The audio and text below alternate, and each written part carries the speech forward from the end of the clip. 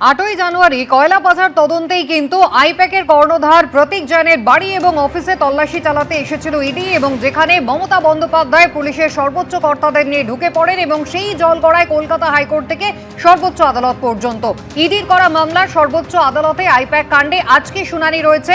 আর অন্যদিকে ইতিমধ্যেই 9 জায়গায় আজকে কয়লা পাচারের তদন্তে ইডি আধিকারিকরা তাঁরা তল্লাশি শুরু করেছেন। পাশাপাশি ছবি আপনারা দেখতে পাচ্ছেন, একদিকে দুর্গাপুর, অন্যদিকে জামুরিয়া আর অন্যদিকে পাণ্ডবেশ্বর।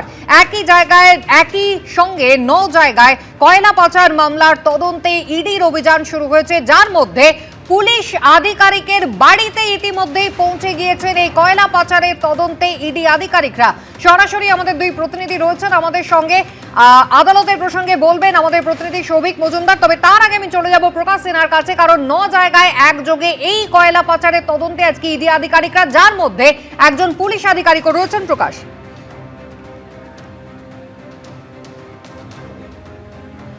দেখো, দ্রুত তোমাকে নাম বলে দেব যাদের বাড়িতে এবং অফিসে তল্লাশি অভিযান চলছে। এর আগেও তোমাদের সঙ্গে যে সময় কথা বলছিলাম সে সময় কিন্তু মনোরঞ্জন মণ্ডল বলে একটা নাম সামনে এসেছিল। দ্রুত নাম বলে দিচ্ছি: কিরণ খান, শেখ আক্তার, মনোরঞ্জন মণ্ডল, প্রবীর দত্ত, অমিত বানসাল, মির্জা ইসামুদ্দিন বেগ এবং মইজুল শেখ। অর্থাৎ 9 জনের বাড়িতে তল্লাশি অভিযান। তার মধ্যে সবচেয়ে গুরুত্বপূর্ণ নাম হচ্ছে মনোরঞ্জন মণ্ডল। ইডি সূত্রের খবর, মনোরঞ্জন মণ্ডল রাজ্য পুলিশের একজন পুলিশ আধিকারিক। তিনি বুদবুদ থানার অফিসার ইনচার্জ। বর্তমানে তিনি কিন্তু বুদবুদ থানার চার্জে রয়েছেন, এমনই খবর আমরা ইডি সূত্র মারফত জানতে পাচ্ছি। এবং দুর্গাপুরের তার যে বাড়ি, সেই বাড়িতে পৌঁছে গেছেন ইডি আধিকারিকরা। অর্থাৎ কয়লা পাচার কাণ্ডে এবার সরাসরি রাজ্য পুলিশের একজন থানার অফিসার ইনচার্জ, তার বাড়িতে পৌঁছে গেছেন ইডি আধিকারিকরা। কিন্তু কেন, সেই প্রশ্নের উত্তর খোঁজার জন্য যখন আমরা একাধিক ইডি অফিসারদের সঙ্গে জানার চেষ্টা করি, ইডি সূত্র মারফত যেটা জানা যাচ্ছে যে টাকার যে লেনদেন হয়েছিল, সেই টাকার লেনদেনকে সামনে রেখেই কিন্তু মনোরঞ্জন মণ্ডলের নাম সামনে এসছে। অর্থাৎ ইডি আধিকারিকরা বলতে চাইছেন যে প্রোটেকশন মানি বা কয়লা পাচারের জন্য যে হেল্প করা হয়েছে, প্রোটেকশন দেওয়া হয়েছে, তার জন্য যে টাকা নেওয়া হয়েছে, সেখানে কিন্তু মনোরঞ্জন মণ্ডলের ভূমিকা পাওয়া গেছে। তাই তার বাড়িতে তল্লাশি অভিযান। এবং তোমাকে বলে দিই, আজকের যে তল্লাশি অভিযান, সাত সকাল থেকে ভোর রাত থেকে যে তল্লাশি অভিযান, একসঙ্গে 9টি জায়গায়, বর্ধমান, দুর্গাপুর, আসানসোল, এমনকি দিল্লির পুরানি দিল্লি এলাকায় 2টো জায়গায় তল্লাশি অভিযান চলছে। মূলত তুমি জানো, আইপ্যাক বা প্রতীক জৈনের বাড়িতে যে তল্লাশি অভিযান চলেছিল সেটাও কয়লা পাচার ছিল, কিন্তু সেটা ছিল 5 বছর পুরনের একটি মামলা। দিল্লির অফিসে, দিল্লির ইডি দপ্তরে যেটা রুজু হয়েছিল, এফআইআর হয়েছিল।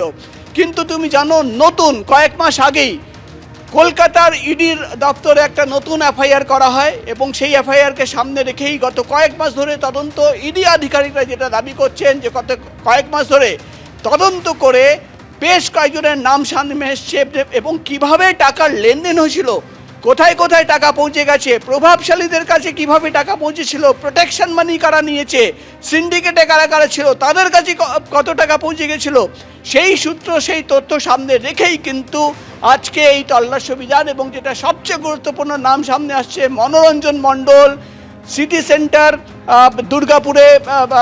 দুর্গাপুরে তার বাড়ি। এবং তুমি আমাদের সঙ্গে থাকো, যেমনটা বলছিলে মনোরঞ্জন মণ্ডল বুদবুদ থানার ওসি, তার বাড়িতে এই মুহূর্তে ইডির তল্লাশি অভিযান চলছে। সরাসরি আমাদের প্রতিনিধি মনোজ বন্দ্যোপাধ্যায় আমাদের সঙ্গে রয়েছেন। মনোজ, বেশ কিছুক্ষণ হলো তল্লাশি অভিযান চলছে, কি খবর রয়েছে এই মুহূর্তে? হ্যাঁ, দেখো, আমরা দাঁড়িয়ে রয়েছি দুর্গাপুরের এই সেপকোতে। প্রবীর দত্ত এই যে বাড়ি, এই বাড়ির সামনেই সকালবেলায় 6টারও আগে এখানে কেন্দ্রীয় বাহিনী নিয়ে ইডির আধিকারিকরা এসে ঢোকে এবং এই জায়গায় পুরো বাড়ি ঘিরে ফেলে তল্লাশি অভিযান শুরু হয়। বাড়ির ভেতরে ঢুকে গেছে সেন্ট্রাল ফোর্স যারা রয়েছে এবং অন্যান্য ইডি আধিকারিকরাও। সকাল 6টা থেকে এই বাড়িতে তল্লাশি চলছে। পাশাপাশি দুর্গাপুরের একাধিক জায়গায়, পাণ্ডবেশ্বরে চলছে তল্লাশি। এরকম বেশ কিছু জায়গাতে এরকম এই কয়লা পাচার মামলায় তল্লাশি অভিযান চলছে। এবং এই মনোরঞ্জন মণ্ডল যার কথা আসছে, ইনি আসানসোল দুর্গাপুর কমিশনারেটের সাব ইন্সপেক্টর। তিনি দীর্ঘদিন এসবিতে পোস্টিং ছিলেন এবং খুব সম্প্রতি 2-3 দিন হলো বুদবুদে তার তিনি পোস্টিং পেয়েছেন, কিন্তু তিনি এখনও চার্জ নেননি যেটা জানা যাচ্ছে বুদবুদে। তার এই বাড়িতে এইখানে এই যে তল্লাশি অভিযান চলছে দুর্গাপুরের একাধিক জায়গায়। তার মধ্যে এই দুর্গাপুরের এই যে সেপকো যে বাড়ি তোমাকে দেখাচ্ছি, এই বাড়িতেও সকাল থেকে তল্লাশি চলছে এবং এখানেও কেন্দ্রীয় বাহিনীর মোতায়েন রয়েছে বাড়ির চারপাশে, পেছন দিকে এবং বাড়ির ভেতরেও। এবং এই পাণ্ডবেশ্বর সহ দুর্গাপুরের বিভিন্ন জায়গায় এই সকাল থেকে চলছে ইডির এই তল্লাশি, এই কয়লা পাচারকে কেন্দ্র করে। মনোজ, তুমি আমাদের সঙ্গে থাকো। দেখতে পাচ্ছেন একই সঙ্গে 9 জায়গায় এই কয়লা পাচারের তদন্তে কিন্তু ইডি আধিকারিকরা তারা শুরু করেছেন তল্লাশি। একদিকে বর্ধমান দুর্গাপুরের একটা বড় অংশ, অন্যদিকে পুরানি দিল্লি, সেখানেও কিন্তু তদন্ত চলছে। এবং যে এফআইআর হয়েছিল যেখানে টাকা পাচারের যোগ পাওয়া গিয়েছে এবং প্রোটেকশন মানির টাকা কিভাবে লন্ডারিং হয়েছে সেইটাই কিন্তু জানতে চান এই ইডি আধিকারিকরা। সরাসরি আমাদের প্রতিনিধি প্রকাশ সিনহা আমাদের সঙ্গে রয়েছেন। প্রকাশ, শুধুমাত্র এ রাজ্যের বিভিন্ন জায়গায় তো নয়, একই সঙ্গে রাজধানী সেখানেও তল্লাশি চলছে।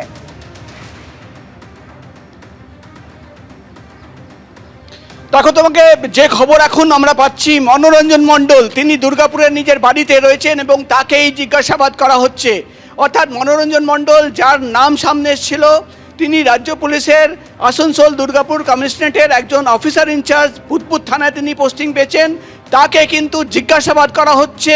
এই মুহূর্তে কিন্তু যে সবচেয়ে বড় খবর পাওয়া যাচ্ছে, তিনি দুর্গাপুরের বেঙ্গল আম্বুজা যে কমপ্লেক্স, সেই কমপ্লেক্সে তার বাড়ি এবং সেখানে তাকে কিন্তু জিজ্ঞাসাবাদ করা হচ্ছে। কি জিজ্ঞাসাবাদ করা হচ্ছে?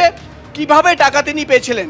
ইডি তরফে দাবি করা হচ্ছে তাদের হাতে তথ্য প্রমাণ রয়েছে যে প্রোটেকশন মানি নেওয়া হয়েছিল এবং তাকে জিজ্ঞাসাবাদ করে সেই প্রোটেকশন মানি শুধু তিনি নিলেন নাকি তার হাত ধরে অন্য জায়গায় পৌঁছে গেল, অন্য প্রভাবশালীদের কাছে পৌঁছে গেল।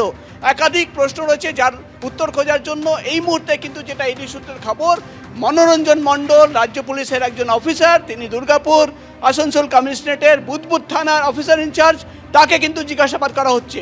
এবং তুমি যে প্রশ্ন করলে যে শুধুমাত্র কলকাতা নয়, যেটা ইডি তরফে দাবি করা হচ্ছে যে কোটা যে হাওলার কারবার, অর্থাৎ কয়লা পাচারের যে টাকা, সেই টাকা কিন্তু ঘোরানো হতো হাওলার মাধ্যমে বিভিন্ন জায়গায় পাঠিয়ে দেওয়া হতো। কলকাতা, দিল্লি এবং মুম্বাই, এই তিনটে রাজ্য হচ্ছে হাওলার সবচেয়ে বড় কেন্দ্র।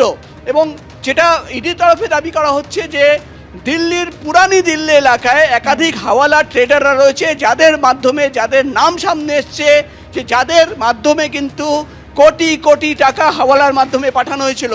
এবং সেই তথ্য সামনে রেখেই কিন্তু শুধুমাত্র কলকাতা বা বর্ধমান বা আসানসোল বা দুর্গাপুর নয়, এবার কিন্তু দিল্লির পুরানি দিল্লি এলাকায় কিন্তু তল্লাশি অভিযান চলছে একই কয়লা পাচার মামলায়। এবার দেখার বিষয় হবে যে তল্লাশি অভিযান শেষ হওয়ার পর কী তথ্য বা কী প্রমাণ ইডির হাতে সামনে আসে। একেবারে প্রকাশ, ধন্যবাদ। এবিপি আনন্দ, এগিয়ে থাকে, এগিয়ে রাখে।